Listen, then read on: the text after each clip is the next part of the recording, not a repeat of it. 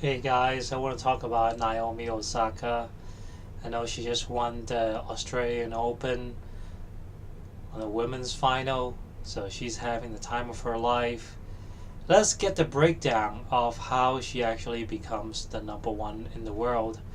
Let's go look at some facts about her.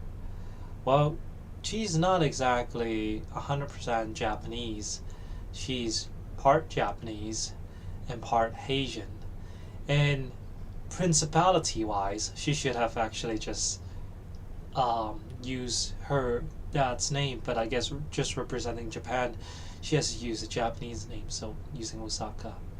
So from here, she's born in 1997, so she's what, 21 years old? Yeah, just a little bit over that. 22 years old. No, not yet.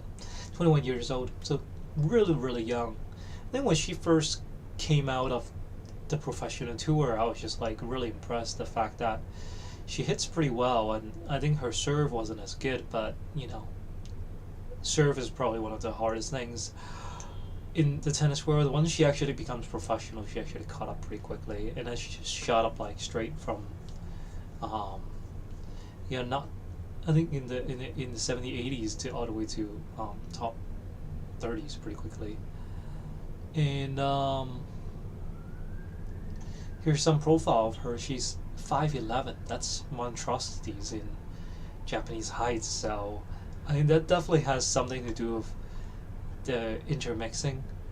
And as you can see on the facial features and how the body actually looks, is actually, it looks pretty Asian, to tell you the truth. To me, I think it looks pretty Asian of how the muscle densities are, but it looks like she's bigger than a regular Asian, and it's a little bit the muscles a little bit harder, a little bit thicker.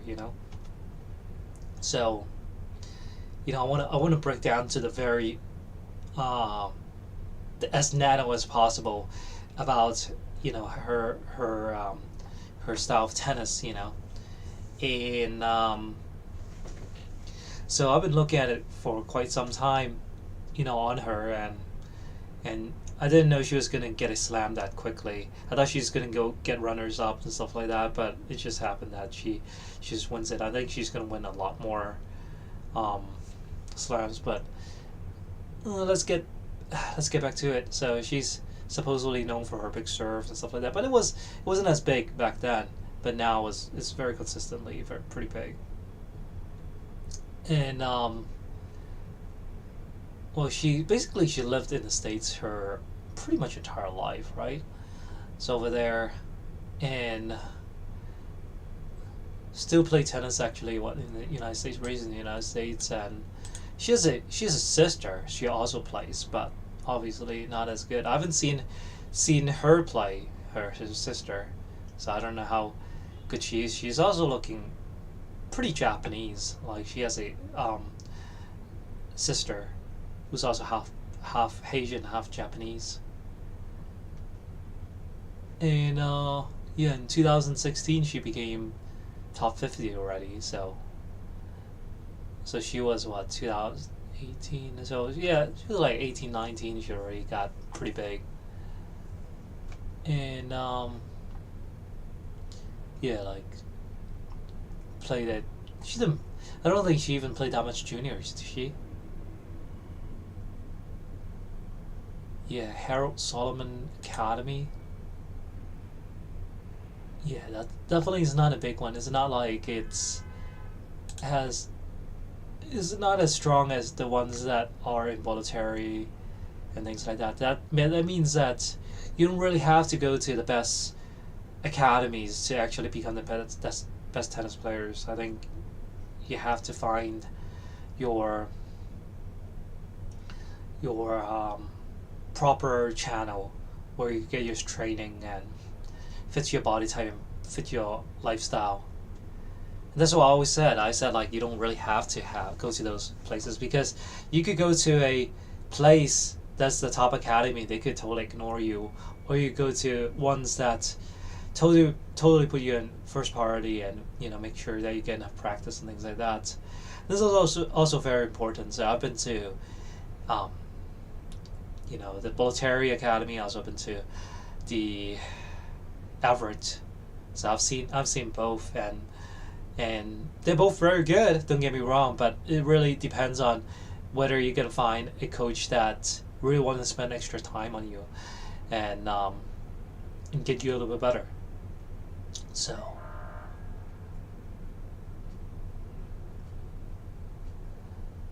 I don't want to talk about too much about her past experience, because she pretty much just played the on tour, and she played it pretty well.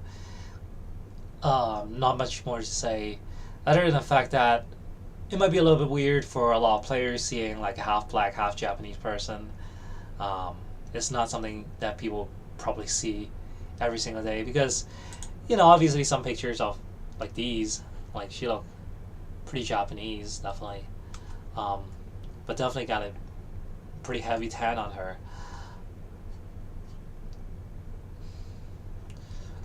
So look at 2018. That's when she really bursted out in the Australian Open 2018 on the fourth round. So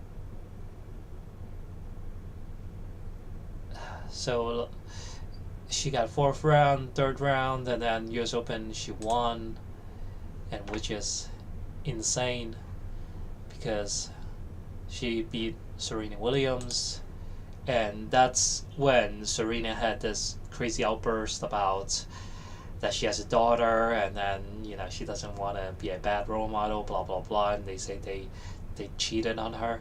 I don't want to comment on that, because you know what, I respect Serena. She has done more than what any women can do for professional tennis. And I don't even want to talk about the black stuff, because there are so many black people in America. How come only two of them, Serena and Venus, became super huge? And they're literally like legendary. So I don't think it's not everything to do with genetics. It has to do with both mentality and love for the game. But anyways, we'll talk about Serena in another video. And then Petra Kvitova. Is it Kvitova? Yeah, she's also a pretty good player. So these people, they are a little bit older, but nowadays they're doing just as good.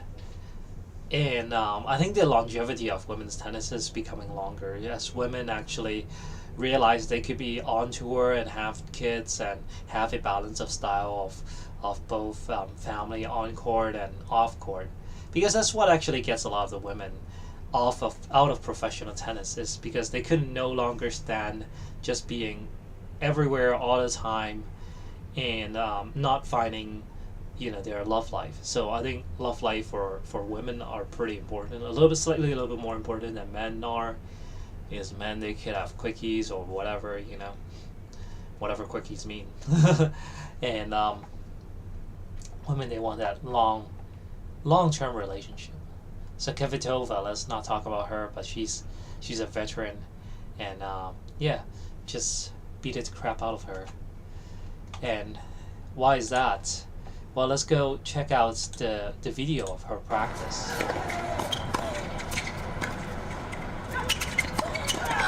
It's just the fact that she's incredibly well balanced. So something that East Asians are very good at. And my sister is definitely one of that. When she played, she has incredible balances. It's just how the muscles are being connected on the hips, and the length of the legs is perfect. When it comes to a sport like table tennis or something like that. Like East Asians have a much stronger lower back and hip power, and the duration of kneeling it down can be lower. It can be have a longer duration of kneeling down than maybe other Western races. So that is actually why you see a lot of Asians squatting, because they can do that. I cannot do that. I actually don't have 100% Asian legs. So that is why actually some of my games became kind of flimsy. But I have other advantages, but let's not talk about me. So that is actually something that Naomi Osaka has inherited. And then that explosiveness of both the black race and the Asian race, it seems like it's there. I mean, Asians are very explosive, but they're just not as big. They just don't have the mass.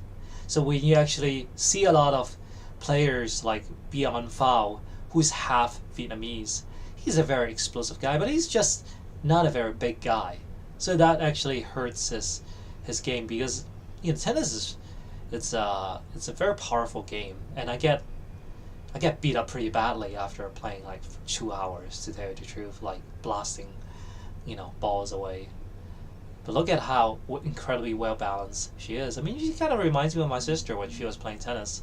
So, but my sister was only 5'2". So that is actually was a little bit problematic back in the days. And she has all the height, she has all the explosive power, she has mitigated the Asian issues, and that's why today, dude, there's no problem for her. It's just she can grab all these slams for herself. And yes, don't forget about the part that she's half black as well. Half black does actually mitigated a lot of the issues that Asians do have, to tell you the truth. So all the stuff that Asians have issues with, she got the half black part reconciled. So all the other probably black issues that they got to solve to the Asian. So somehow she actually became the perfect blend of two. It's a rarity.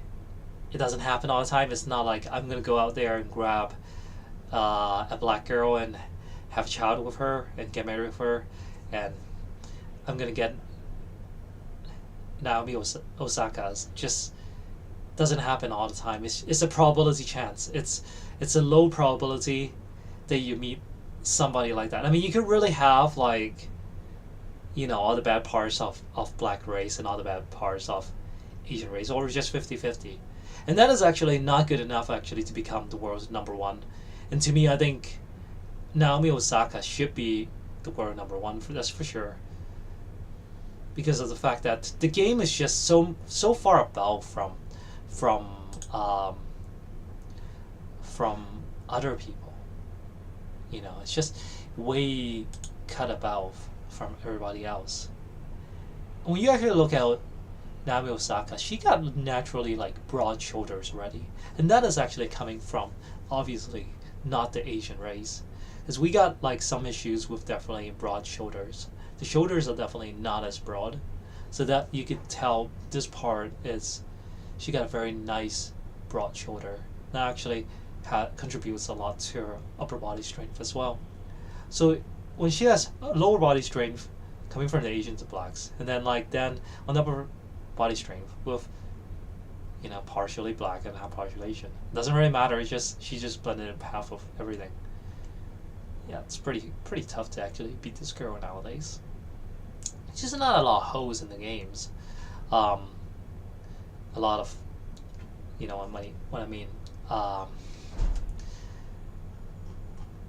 Pretty solid in both the forehand and the backhand, and maybe the volley could improve a little bit, but anybody improves with volleys through age, so the touch doesn't really come immediately. And if she got this type of refinement at this age, I highly doubt that she needs that much more improvement later in life. And if she's there all the time, it's going to be pretty tough for Serena Williams to actually get more slams.